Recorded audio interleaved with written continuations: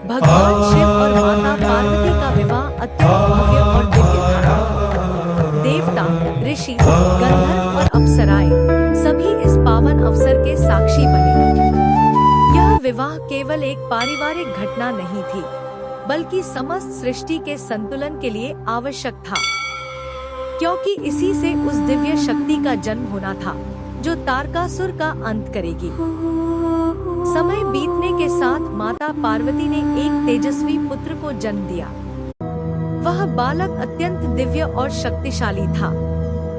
उसका नाम रखा गया कार्तिकेय को स्कंद भी कहा जाता है।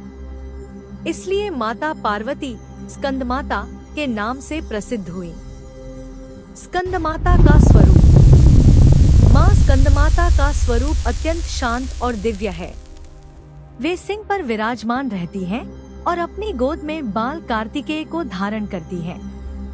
उनके 4 हाथ होते हैं, 2 हाथों में कमल पुष्प, एक हाथ में बांसकंद, एक हाथ से वे भक्तों को आशीर्वाद देती हैं। उनका यह रूप मातृत्व, करुणा और शक्ति का अद्भुत संगम है।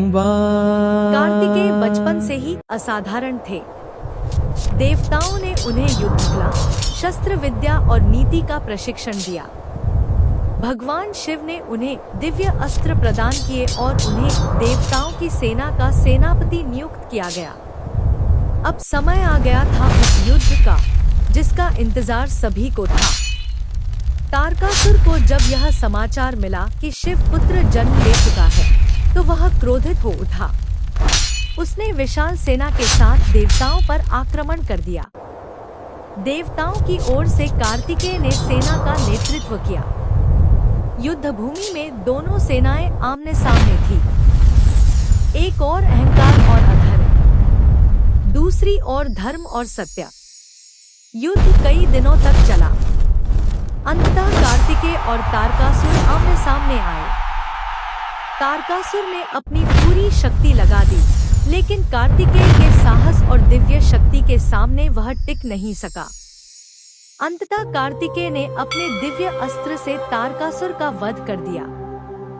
तारकासुर के अंत के साथ ही तीनों लोकों में शांति स्थापित हो गई। देवताओं ने प्रसन्न होकर कार्तिकेय की जय जयकार की। माता स्कंदमाता का हृदय अपने पुत्र की विजय से गर्व और आनंद से भर गया। मां स्कंदमाता की यह कथा हमें कई महत्वपूर्ण संदेश देती है। सच्ची भक्ति से असंभव भी संभव हो जाता है।